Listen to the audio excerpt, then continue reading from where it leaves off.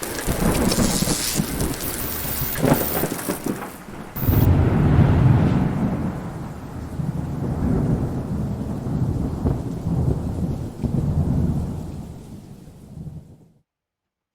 right. Hello, everyone. The time is 12:14 p.m. It is March 5th, and I am telling you the weather is really warming up. It is 52 degrees as of noon in my area in Kalamazoo County, and the temperature is going to rise up to near 70, probably the mid 60s later today. So we're going to be talking about that and also the potential for severe weather as a result of this really quick warm up and the potential for winter weather we have coming later on Monday. We're going to get into all of that. There's a lot to talk about. Reminder to subscribe to all of our different platforms. We are now on Truth Social, or at least we will be. So make sure to check us out by finding us there. But we're also on all the other platforms that you normally see us on. Scan that QR code to make sure you can get updates wherever you are, or you can text at GLWSWMI to 81010 to get text updates. All right, that's all I really want to show there. Let's dive right in. Okay, so these are the current hazards based on the National Weather Service. This is wind advisory. These tan areas are wind advisories, and then this darker tan is a high wind warning. Okay, so there are high wind warnings in effect for, I don't think this has been updated, it says it's a watch, but it is now a warning for West Michigan at least. High wind warning for wind gusts of up to 60 miles an hour. And up here you have that ice storm warning in parts of Mackinac, and the entire Upper Peninsula is under a winter weather advisory or an ice storm warning. So you're going to be dealing with quite a bit of slippery spots on the roadways if you're up in that area. You're on the north side of this strong storm system that's really fueling this nice southward wind that's really bringing that warmer air and that moisture that's going to drive the potential for severe weather later on today in parts of the Great Lakes region. Let's take a look at that right now. So if we look at the latest update, it's the latest update from the National Weather Service. There is an enhanced risk for severe weather out in southern Iowa and northern Missouri. And then most of Missouri has some risk for severe weather unless you're on the extreme southern edge. And then that goes all the way up into our region, the marginal risk, into West Michigan and northern Indiana, all right? So they are forecasting the potential for damaging wind gusts over 58 miles an hour. It's not a very high chance, but it is something to just take note of if you happen to see a rumble of thunder. Hey, maybe the winds will pick up just a little bit from these systems as they go through. Out to the west, you're going to have a little bit more of a chance of seeing some more robust severe weather.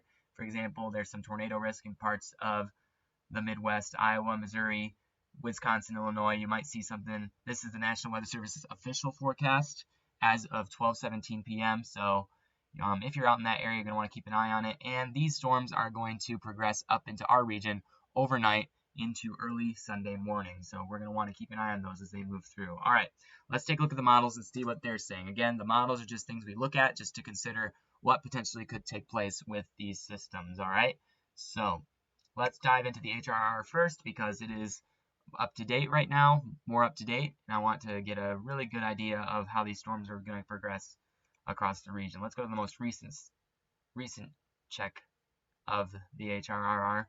I'm going to go an hour back because that one's not fully updated yet. But this is what the weather's going to look like over the next 18 hours, or a guess of what it's going to look like based on the models. So let's progress a little bit into the evening.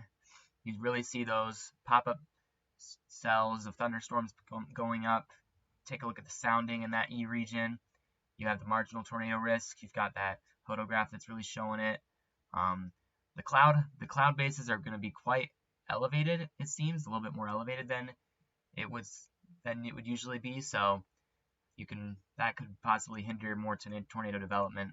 But progressing off, you can see that nice defined line of thunderstorms that really starts to develop along that cold front, and then they make their way into our region. Let's get a sounding of lower Michigan as those go through. Marginal severe risk, that's what the National Weather Service is putting out as well, and you can kind of see that nice curve that really shows the potential for some severe weather. Classic supercell development based on the graph here. Looks like it's going to be it'll just be pretty windy as these storms go through, with some thunder and lightning most likely. It'll be warm overnight with lows in the 50s, I believe, so it's not really going to get super cold, because we have that really nice warm, moist air mass that's going to be just filling this region. You can see that nice red line indicating that ridge that just builds up high, and then you can see that ice that's really forming in parts of the Upper Peninsula. Going to be a mess up there, probably more of a mess even than down here, except the winds are going to pick up behind the system. So these storms could pack 60-mile-an-hour wind gusts. Not really expecting any more than 60-mile-an-hour winds. It won't get super extreme, most likely, based on the latest models. So that'll pass through, and on the backside, we're going to have some very strong winds as a very quick drop in temperatures during the day on Sunday. So temperatures will drop from the 50s to the 40s during the day on Sunday, and then we'll be back in the 30s by Monday with the potential for some snow. We'll look at that in just a second. But 60-mile-an-hour winds could occur, especially on the lake shore of West Michigan as this moves through, with that trough that really just starts to send much cooler air into our area. That low pressure system is going to be quite deep, and it's going to fuel that wind, those high winds. So, all right, let's take a look at the severe weather analysis of what's going to take place based on the GFS model. Surface-based CAPE. CAPE, as a reminder, is a measure of instability in the atmosphere. Instability has to do with the sunshine that we get today, which so far we are getting some sunshine, which will fuel some of that instability, as well as the temperatures and dew points. Okay, so the surface-based CAPE looks like be around 500 in some spots in parts of the Great Lakes region. Doesn't look like anything is going to be too significant, but let's take a look at the dew points here. As this goes through, we'll have dew points in the 50s with temperatures around the 60s. That's higher dew points for that area. You have dew points in the 60s in parts of Missouri, Illinois, Indiana.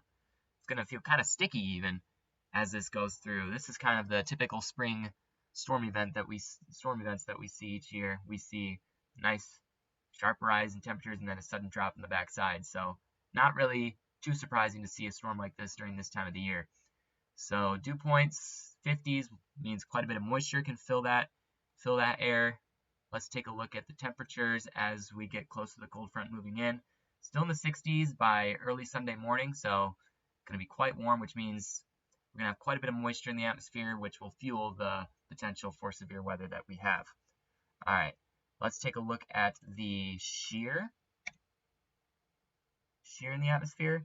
Pretty strong shear in the atmosphere that can fuel some of the severe weather that we're going to see. So going to want to keep an eye on that as we keep getting new models. Supercell composite, if you look at that, supercell composite's really low, so not really expecting any significant severe weather development. If we were to backtrack to when the storms initially start to develop in Iowa, you can see it gets a little bit more deeper. You kind of get some more higher numbers in regards to supercells potential. So just something to keep an eye on. Doesn't look like it's going to be anything too significant in the Great Lakes region, but it does look like it may pack some wind that maybe lead to some power outages, especially on the backside of the system where we get that air on the backside filling in, that high pressure on the backside starting to fill in. All right, let's take a look a little bit more longer range into Monday. Let's get a forecast loop. This is when we get that low pressure system that could produce some severe thunderstorms in parts of the Great Lakes region.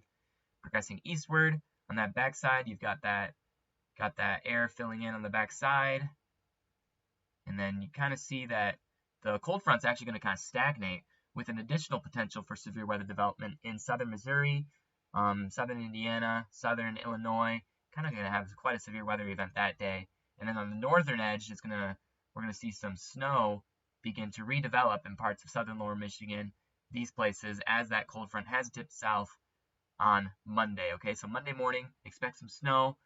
Probably not a significant amount of snow totals, but it will be heavy and wet if there is any snow. So that line of thunderstorms will continue off towards the east coast with colder air filling in over the next week. And it's going to be pretty cold, 40s, drop into the 20s later in the week. You're going to want to bundle up on certain days during the week, and there's other days that will be kind of nice. So just some things to be aware of as you go about the day and the evening this evening. As we go into the long-range models, we see more potential for snow in the northern part of Michigan and then maybe some rain on the southern end. But that's something we're going to have to keep an eye on as it moves through as well. So hopefully this video was helpful to you in getting some of this information out there. Again, just nothing too significant is going to happen except some 60-mile-an-hour winds, which we've faced plenty of times before. So maybe a few power outages, maybe some things just blowing around across the yard. Nothing too crazy, but just things to be aware of. So stay safe as you're out and about, and enjoy the spring thunderstorms. I know I enjoy watching them myself, the first thunderstorms of the year, so hopefully you guys will as well. All right, make sure to like and subscribe if you like, leave a comment if you have any questions, and make sure to check the National Weather Service's website for official forecasts, not just from me, okay? Official forecasts come from the National Weather Service. All right, have a good rest of your day.